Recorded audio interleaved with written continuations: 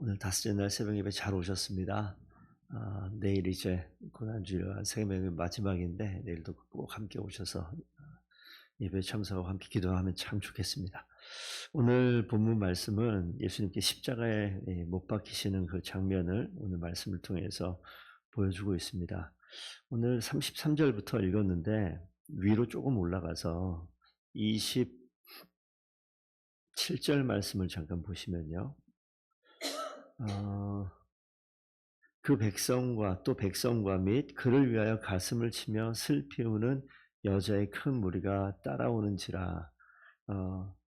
그 가야바의 이제 법정에서, 빌라도의 이 법정에서 이 골고다라고 하는 해골이라 이름하는 골고다까지 거리가 한 1.2km가 됩니다.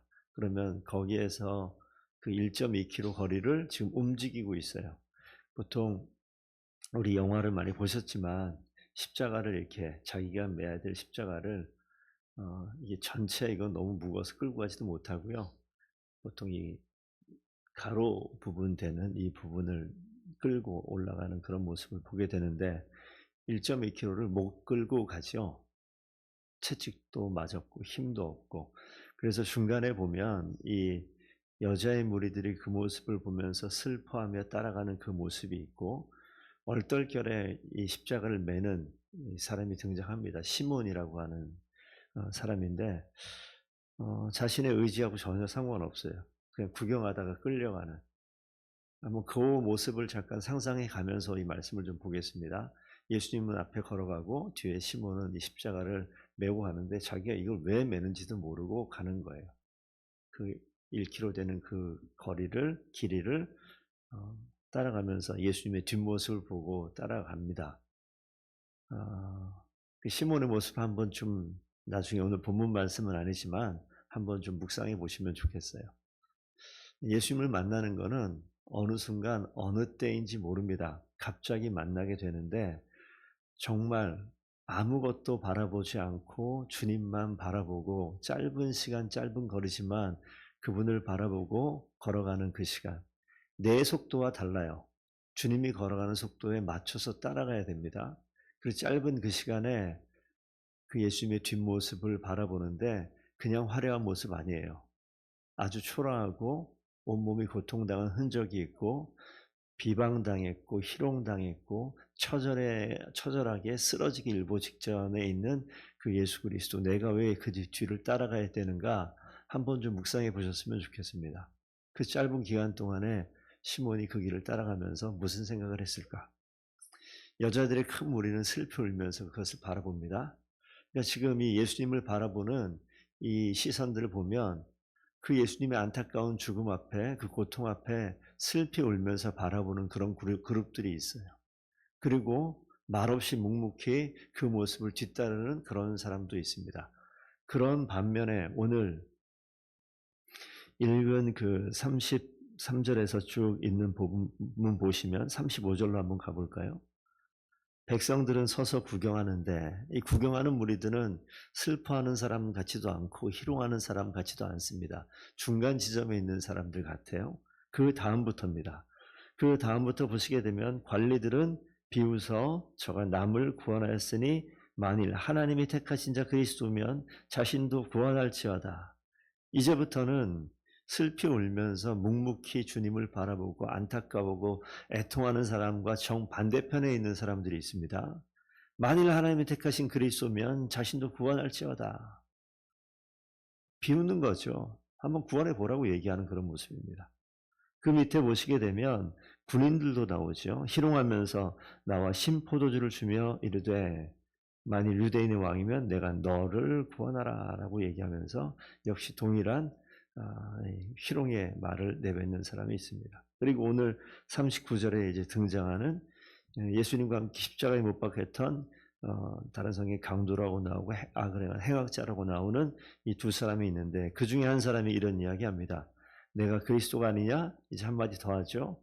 너도 구원하고 우리도 한번 구원해 봐라 라고 이야기하는, 그러니까 끝까지 죽음의 그 순간까지 계속해서 예수님을 비방하는 그런 모습들, 희롱하는 그런 모습들, 그런 모습이 지금 예수님이 지금 운명을 달리하신 순간이 아니에요. 계속 보고 있습니다. 고통당하고 있고 희롱당하고 있고 옷을 다 벗긴 채로 십자가에 매달리는 상황이 되니까 수치스러운 상황이에요. 그런 상황이 지금 예수님 앞에 직면해 있습니다. 왜 예수님은 그런 상황을 겪어야만 하셨을까요? 왜 그 상황을 예수님은 끝까지 참고 묵묵히 가셨을까요? 오늘 저는 여기 이 39절에 나타나는 이 두 행악자를 보면서, 그리고 이 마지막 상황을 보면서 우리가 말씀을 좀 묵상해 보길 원합니다. 인생에게는 누구에게나 다 마지막이 있잖아요. 그 마지막은 다름 아니라 죽음입니다. 죽음을 어떻게 맞이해야 될 것인가, 오늘 이 두 행악자를 통해서 한번 살펴봤으면 좋겠습니다. 한 두세 가지 보면 좋겠는데, 첫 번째는 무엇을 그리고 누구를 집중해야 하는가 우리 분명히 알아야 됩니다. 마지막 순간까지 오늘 두 행악자를 보세요. 한 명은 자신이 집중하고 있는 게 무엇인가, 또 다른 한 명은 또 무엇을 집중하고 있는가. 주변 상황이 다 낯설죠. 이런 일은 없잖아요. 죽음의 순간이 되어지면 한 번도 경험하지 않은 일입니다. 그렇죠? 저희는 인생에 왔다가 마지막 때 가는데 수많은 시간을 반복적인 일들을 많이 하지만 죽음이라는 것은 반복이 없습니다. 한 번 경험하고 말 일이에요. 죽음 직면에 찾아오는 고통과 그 낯설음은 어떻게 표현하기 어려울 것 같습니다. 오늘 특별히 십자가 앞에 있는 이 모습을 보시게 되면 한번 상상을 한번 해보셨으면 좋겠어요. 예수님 편에서도 마찬가지고 이 행악자인 강도 편에서도 마찬가지입니다. 수치스러운 모습 남들에게 보여주고 싶지 않을 거 아니에요. 우리가 십자가에 못 박힌 건 아니지만 그 상황을 한번 생각해 보면 이 자리에 내가 온몸에 채찍질을 당하고 다 발가벗김을 당한 채 매달려 있으면 여러분은 어떤 생각이 들 것 같아요? 이 모습 보여주고 싶습니까? 절대 보여주고 싶은 모습이 아니잖아요. 그 밑에서 나를 비롱하고 조롱하는 목소리가 막 올라오는데 내가 아무런 죄가 없다 생각해 보세요. 화나지 않아요? 내가 내려갈 수만 있다면 확 내려가서 내가 죽는 건 둘째 문제고 적어도 죽여버리면 좋겠다, 막 이런 마음이 막 올라오지 않겠어요? 수치스러움과 분노가, 그리고 또 그런 생각이 오다가도 정말 온몸이 찢겨지는 그 고통스러움이 나에게 다가오니까 이 고통을 어찌할 수도 없고, 이 마지막 순간임에도 불구하고 가장 중요한 것, 가장 내가 서 있어야 될 정확한 자리가 어딘지 분별이 안 되는 상황이 분명히 있을 것 같습니다.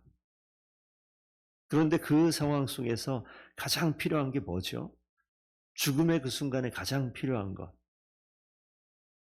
안 죽을 수 있다면, 생명을 붙들 수 있다면, 내가 수치스러움에 붙들려 있겠습니까? 고통 때문에 내가 거기에 매달려 있겠습니까? 분노 때문에 내가 저 사람을 그냥 내 분노를 되갚아 주리라 이 생각에 막 붙잡혀 있겠습니까? 이 마지막 장면에서 이 행악자는 정말 얼마나 화가 나고 열받고 정말 고통스러웠으면, 사람들이 고통스러우면 별의별 반응이 다 나타나거든요. 막 욕을 하고 막 뒤집어 엎어버리고 그냥 그런 모습이 나타난단 말이에요. 근데 그게 그 자리에서 붙들 것이냐고요. 이 두 행악자를 보면 한 명은 그랬어요. 너가 진짜 메시아면 너도 한번 살아보고 나도 한번 살려보라고 막 소리를 지르는 그런 모습이 나타나잖아요. 그렇게 한다고 살아납니까? 끝까지 자신의 생각과 고집의 자리에 있으면 그렇게 하다가 인생 마무리하는 거예요. 그냥 진짜 끝나버리는 겁니다. 우리가 끝이라고 얘기하는 우리 그리스도인들은 지혜를 놓치시면 안 됩니다. 끝은요, 마지막 때 죽을 때 오는 게 아니라 이미 하나님 나라 끝은 이미 시작됐어요. 이미 시작됐습니다. 우리는 죽음을 계속 경험하고 사는 은혜를 누리는 사람들입니다. 하나님 나라가 임할 때, 낙원이 임할 때 이 한 행악자가 나를 기억하소서라고 마지막 그 순간에 이 예수 그리스도가 하나님이시고 메시아이심을 깨달은 그의 고백입니다. 마지막 순간에 낙원에 이를 때 나를 기억하소서. 근데 이 반대로 우리는 행악자는 마지막 순간에 예수 그리스도 메시아로 그리스도로 분명히 고백하게 되는 그 고백이 있지만 우리는요 이미 고백한 사람들이에요. 이미 고백한 사람들이라고요. 그래서 우리는 인생의 매 순간마다 두 갈래 길 앞에 서요. 하나님께서 그거는 은혜로 주신 겁니다. 두 갈래, 양갈래 길에 서서 우리가 잘못 선택해서 고통당한 일이 얼마나 많습니까? 잘못 판단해서 우리가 분노로 내 인생을 망쳐버린 일이 얼마나 많습니까? 잘못 선택해서 진짜 그것이 바른 길이 아님에도 불구하고 죽음과도 같은 길을 경험한 일이 얼마나 많습니까? 시작된 하나님 나라, 이미 시작된 이 마지막 죽음 앞에 서 있는 삶을 분명히 깨닫는다면 매 순간마다 하나님 나라 백성으로 사는 그 방법을 우리는 훈련하는 자리예요. 선택하고요. 그 자리에 잘못되면 또 선택하게 하시고요. 또다시 잘못되면 다시 또 선택하게 하시는 것이 하나님 나라 백성으로서 하나님께서 주신 은혜입니다. 인생의 마지막 순간에 그 마지막 순간에 그래서 우리는 제대로 된 바로 된 선택을 할 수 있는 기회가 훨씬 더 많은 사람이 우리 그리스도인인 줄로 믿습니다. 그렇기 때문에 이 마지막 순간은요. 우리 하나님 나라를 알잖아요. 완벽하게 완성돼서 끝이 아니라 시작되어지는 그 지점이 우리의 마지막의 순간입니다. 그러니까 고통, 분노, 슬픔, 조롱, 희롱 여러 가지가 내 생각을 끌어가려고 할 때 우리는요. 분명히 무엇을 집중해야 되는지 누구에게 집중해야 되는지 아는 사람들이에요. 그것을 다시 한번 기억하기 위해서 십자가를 기억하는 그 위에서 내가 있어야 될 그 자리에 예수 그리스도 그분이 계셨단 말이에요. 우리가 매달려야 될 그 자리에 우리가 짊어져야 될 그 십자가를 우리가 당해야 될 그 고통을 우리가 당해야 될 그 수치를 당하시고 그 길을 걸어가신 예수 그리스도를 우리가 생각해 보는 겁니다. 왜 그 자리 가죠? 왜 그 자리에 그렇게 결단하시고 침묵하시고 계시죠? 사랑입니다. 사랑. 내가 있어야 될 그 자리에 나를 그토록 사랑하니까 그 자리에 가시는 거예요. 부모로 사시는 우리 성도님들, 또 자녀로 또 우리가 살고 있기도 한데, 자녀였을 땐 몰랐지만 부모가 되었을 때 스스로 고백할 수밖에 없는 게 있어요. 자녀가 만약에 고통을 당하게 되면, 그런 경험 해보셨죠? 이게 내가 손 쓸 수 없는, 근데 아이가 너무 아파요. 어떻게 할 수가 없어요. 자주 들었습니다. 부모님들이 차라리 내가 아팠으면 좋겠어요. 그런 얘기들 해보셨죠? 자녀가 우리에겐 그런 일이 없어서 우리 고통당하지 않고 있을지 모르겠지만 자녀가 인간의 의학으로 어떻게 할 수 없는 그런 병에 걸리게 되어지면 열이면 열 모든 어머니들은 가슴을 치며 눈물 흘리고 아이가 또 안타까워할까 봐 속상해할까 봐 보이지 않는 자리에서 눈물 흘리는 거 너무 많이 봅니다. 그리고 뭐라고 얘기합니까? 차라리 내가 아프고 내가 먼저 가면 되는데 이런 이야기 많이 해요. 뭐죠? 달리 얘기하면 사랑이에요. 사랑. 참된 신앙은요. 예수 그리스도와 내가 아버지와 자녀, 부모와 자녀가 되는 그 관계가 시작되어지는 것이 참된 신앙입니다. 그리고 우리 아버지로 부르는 것. 나는 아무 생각 없이 저는요. 그냥 하나님 아버지 이렇게 이야기하면서 어렸을 때부터 살았어요. 그러다 보니까 별로 아버지란 단어에 감흥이 없어. 우리 아이들이, 어린아이들이, 초등학교 안 들어간 아이들이 아빠 그러면서 막 감동을 받고 눈물을 흘리는 그런 애들 봤습니까? 그런 애들 이상한 애들이에요. 그런 애들 없어요. 그냥 아빠 그러는 거예요.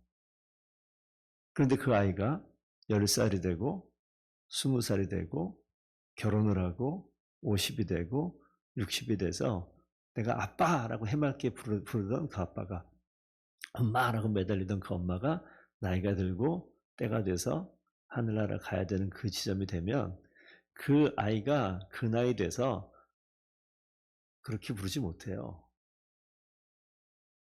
그 모습 보며 묵묵히 안 보이는 자리에서 예전에 부모가 그랬던 것처럼 내가 눈물 흘릴 때가 있어요. 그 뭐예요? 그것도 사랑이에요. 뭡니까? 비로소 아는 거예요. 수많은 시간들이 머릿속에 돌아갑니다. 그 어렸을 때 기억났던 그 어머니의 손길 하나가, 나에게 떠먹여 주던 그 밥숟가락 하나가, 그게 그냥 눈물 짓게 만들어요. 예수님이 짊어지고 가셨던 십자가 그 1.2km 그 순간이, 고통당하고 수치당했던 것들이 갑자기 이 가슴으로 몰려오게 됩니다. 뭡니까? 사랑입니다. 아무런 없었던 것 같은, 그냥 부를 수 있었던 그 이름이 그냥 불러지지 않아요. 우리가 늘 입술에 반복적인 습관처럼 이야기했던 예수 그리스도 나의 주인입니다, 나의 모든 것입니다라고 했던 고백을 그저 쉽게 얘기하지 못하고 더듬거리는 순간이 찾아옵니다. 인생을 살면서 전혀 알지 못했던 사람을 만나게 됩니다. 사랑에 빠져요. 결혼합니다. 한 몸을 이룰 수 있습니다. 가능한 일이 아니잖아요. 이 안에 하나님께 주신 DNA가 있기 때문에, 사랑의 DNA가 있기 때문에 하나님은요, 언젠가 때가 되면 누굴 만나게 하고 그 만남 가운데 20-30년 동안 낯선 사람으로, 알지 못한 사람으로 살았는데 그 사람을 제대로 만나면 사랑이라는 알지 못하는 감정이 올라와서 내가 그 사람 앞에 있으면 아무것도 부끄럽지 않고요. 그 사람만 있으면 왠지 힘이 막 솟아오르고요. 이게 사랑이에요. 하나님이 우리를 그 자리로 부르셨습니다. 전혀 알지 못했던 하나님을 알고 그 하나님을 사랑하게 되면 이 모든 것이 가능해지는 것을 믿으시기를 부탁드립니다. 그래서 이게 사랑인가? 십자가를 생각하고 주님과 신기를 묵묵히 깊이 있게 묵상하여 주님과 내가 연결되고 그 분을 생각하면 하던 일도 멈춰지고 하던 생각도 끊어지고 여러 가지 내가 버려야 될 습관도 멈춰지게 되는 것이 십자가의 사랑인 줄로 믿습니다. 행악자가 있어요. 한 사람은 자기의 분노를 다 쏟아냅니다. 한 사람은 그 자리에, 비록 마지막 순간이지만, 예수님께서 십자가에 못 박혀 매달리신 시간이 한 6시간 돼요. 그러면 십자가에 매달리는 오는 그 6시간 안 되는 그 짧은 시간 동안에 한 명의 인생은 뒤바뀌어요. 저는 그런 생각을 합니다. 주님 만나서 인생 변하는 거 몇 시간 안 걸릴 수도 있구나. 평생 했는데 안 됩니다. 아니요, 그 사람 아무것도 안 한 거예요. 아무것도 안 한 거예요. 하긴 뭐래요? 아무것도 안 한 거예요.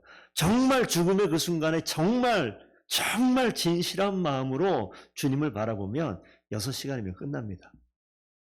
신앙생활 20-30년 했는데 안 변한다고요?